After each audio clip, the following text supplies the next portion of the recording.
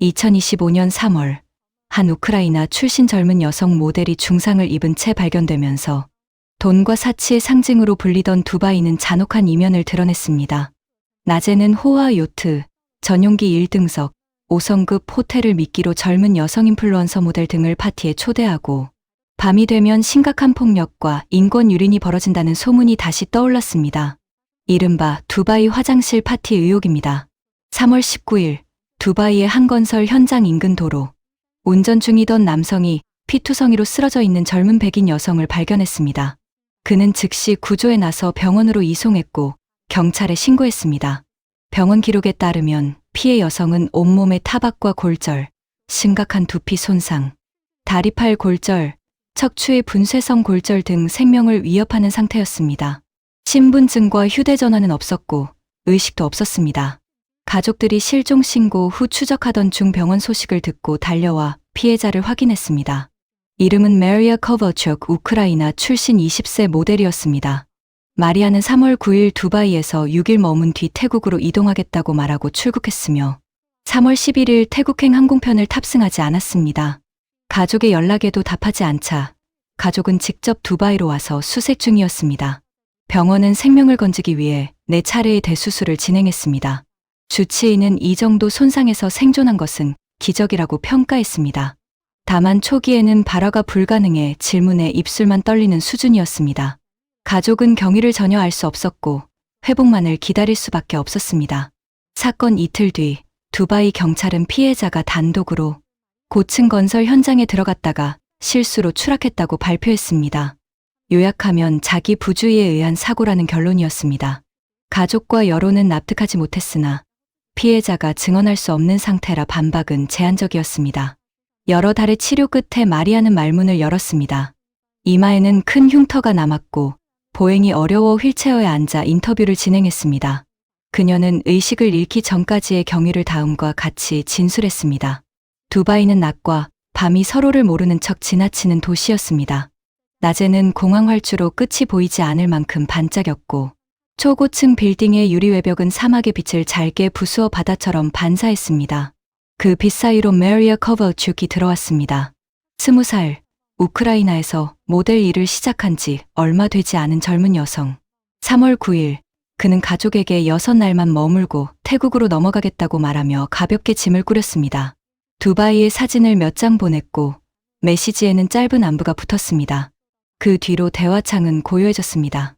3월 11일, 태국행 비행기를 놓친 날은 작은 균열처럼 시작됐습니다. 오후 공기는 미지근했고 호텔에서 멀지 않은 반은 관광객과 출장객이 섞여 어수선했습니다. 마리아는 자리 하나를 잡고 탄산수 잔을 손에 쥐었습니다. 그때 또래로 보이는 남자가 다가왔습니다. 그는 스스로를 모델 에이전트라고 소개했고 19살이라는 말 뒤에 유창한 약속들을 매달았습니다. 촬영 기회, 좋은 호텔, 태국행 전용기. 그는 이것들을 별일 아닌 호의처럼 꺼내 보였고 바닥에 떨어진 의심은 빠르게 발로 차였습니다. 마리아는 가벼운 캐리어를 끌고 그를 따라 문을 나섰습니다. 호텔 객실은 넓고 조용했습니다. 처음엔 관광 브로셔에나 나올 법한 냄새 새 카펫과 세제가 섞인 인공의 청결과 어색할 뿐이었습니다. 그러나 문이 닫히고 시간이 지나자 방의 용도가 달라졌습니다. 낯선 얼굴들이 잔을 권했고 그녀가 고개를 저었을 때 공기 흐름이 달라졌습니다. 언성이 높아지고 손짓이 커졌습니다. 여권과 전화기가 사라진 순간 이 방에서의 자신의 지위가 손님이 아님을 알아차렸습니다. 그는 말보다 빠른 방식으로 설득을 당했습니다. 밤은 길었고 창밖은 더 멀어졌습니다. 그가 처음 탈출을 시도한 건 복도를 지나는 직원 소리가 들렸을 때였습니다. 문이 반쯤 열려있던 틈으로 몸을 미끄러뜨려 나왔고 비상계단을 따라 아래로 내려갔습니다. 호텔 뒤편의 차도에 나와 택시를 세우려던 순간 팔이 뒤에서 어깨를 꺾었습니다. 다시 방으로 끌려 들어갈 때 그는 방이 하나의 세계가 아니라 감추기 위한 장치라는 사실을 배웠습니다. 그 이후의 시간은 정확히 몇 시간이었는지 며칠이었는지 흐릿합니다. 형광등 소리가 금속처럼 삐걱거렸고 방 안의 시계는 늘 같은 자리에서 고장난 척 서 있었습니다. 9번째 밤 무렵 그는 다시 뛰었습니다. 목과 손목에는 자국이 퍼렇게 남아 있었고 걸음을 옮길 때마다 통증이 바닥을 타고 올라왔습니다. 호텔 뒷문을 빠져나와 공사장 쪽으로 몸을 숨겼습니다.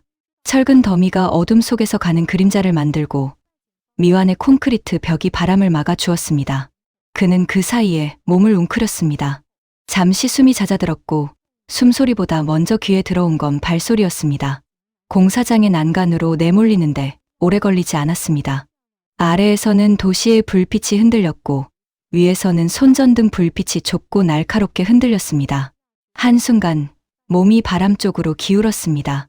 그 다음에 기억은 늘 끊겼습니다.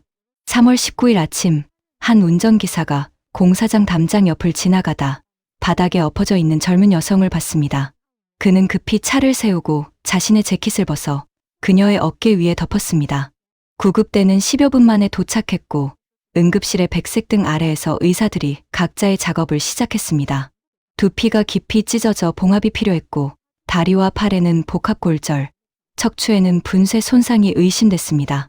수술은 4번 이어졌습니다.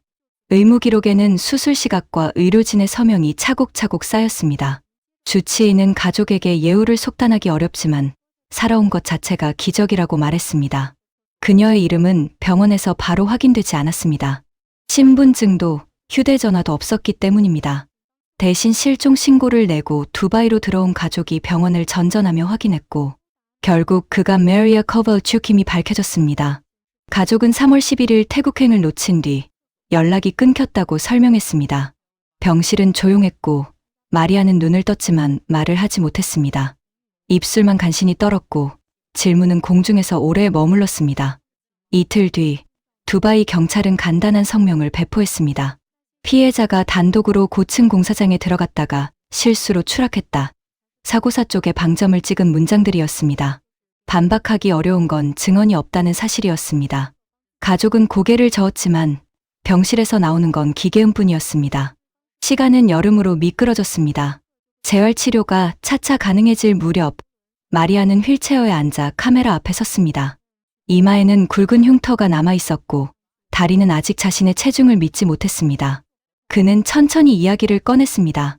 비행기를 놓친 날 바에서 만난 소년 같은 얼굴, 에이전트라는 명함의 말맛, 전용기와 5성급 호텔이라는 단어의 매끄러움, 문이 닫히며 달라진 방공기, 사라진 여권과 전화기, 첫 탈출의 실패, 그리고 9번째 밤, 어둠 속 공사장과 금속 난간, 마지막으로 기억나는 바람의 감촉. 그의 말은 의무기록의 시간표와 공사장 옆에서 발견됐다는 초동신고의 좌표에 조용히 일치했습니다. 세상은 뒤늦게 분노했습니다. 몇몇 남성이 연행되었지만 이틀이 채 지나기 전에 풀려났습니다. 해당 구역 CCTV는 덮어쓰기 완료라는 경찰의 설명은 사건을 더 짧게 만들었습니다. 장면이 없다면 진실은 증언에 기댈 수밖에 없습니다. 그러나 증언만으로는 어디까지나 의혹이라 불리울 뿐이었습니다. 이때부터 도시에 또 다른 단어가 떠올랐습니다. porta party. 원래는 이동식 화장실을 뜻하는 단어가 여기서는 전혀 다른 의미로 쓰였습니다. 낮에는 전용기와 명품 쇼핑, 밤에는 인간의 존엄을 깨뜨리는 요구. 초대장은 늘 공손했고 약속은 늘 구체적이었습니다. 일부 여성은 초대장을 찢어버렸고 어떤 여성은 뒤늦게 거절했다가 여권과 침묵 서약서 사이에 갇혔습니다. 법률 사무실의 서늘한 의자, 통역사의 중립적인 억양, 신고를 하면 오히려 당신이 곤란해질 수 있다는 문장. 낯선 도시에선 그것이 경고인지 협박인지 구분하기조차 어려웠습니다. 마리아의 병실에서는 다른 투쟁이 이어졌습니다. 물리치료사가 부드럽게 다리를 들어 올릴 때 그는 숨을 가다듬어 숫자처럼 통증을 세웠습니다. 매일 조금씩 굽혀지는 각도가 기록지에 적혔고 발끝이 미세하게 들릴 때마다 간호사는 고개를 끄덕였습니다. 저녁이 되면 가족이 창문 커튼을 반쯤 걷어 멀리 불빛을 보여주었습니다. 그 불빛이 예전처럼 아름답게 보이지 않는다는 사실을 그는 굳이 말하지 않았습니다. 사건은 법적 결론 없이 멎었지만 흔적은 사람들 사이로 번졌습니다. 초대를 받았지만 가지 않았다는 모델의 짧은 고백, 비행 중 은근한 암호 같은 제안을 들었다는 승무원 출신 크리에이터의 방송, 아라비아만의 빛을 금빛으로 덮인 굴이라 부른 어느 노동자의 댓글, 도시는 겉으로는 변한 것이 없었지만 그 도시를 바라보는 문장은 눈에 보이지 않게 바뀌었습니다. 마리아는 여전히 재활 중입니다. 그는 다시 걸을 힘을 모으고 말과 침묵 사이의 균형을 배우고 있습니다. 흉터는 남아있을 것이고 몇몇 밤은 앞으로도 길 것입니다. 그러나 그는 한 도시의 낮과 밤이 얼마나 다를 수 있는지를, 유혹의 문장 사이에 숨겨진 비용이 얼마나 비쌀 수 있는지를 자기 몸으로 증명했습니다. 우리가 할 수 있는 일은 화려함을 한 번쯤 의심하고 혼자 낯선 문턱을 넘을 때 스스로의 안전을 먼저 떠올리는 일입니다. 유혹은 늘 부드럽게 시작되지만 끝을 책임지는 쪽은 대개 초대장이 아니라 우리 자신이기 때문입니다.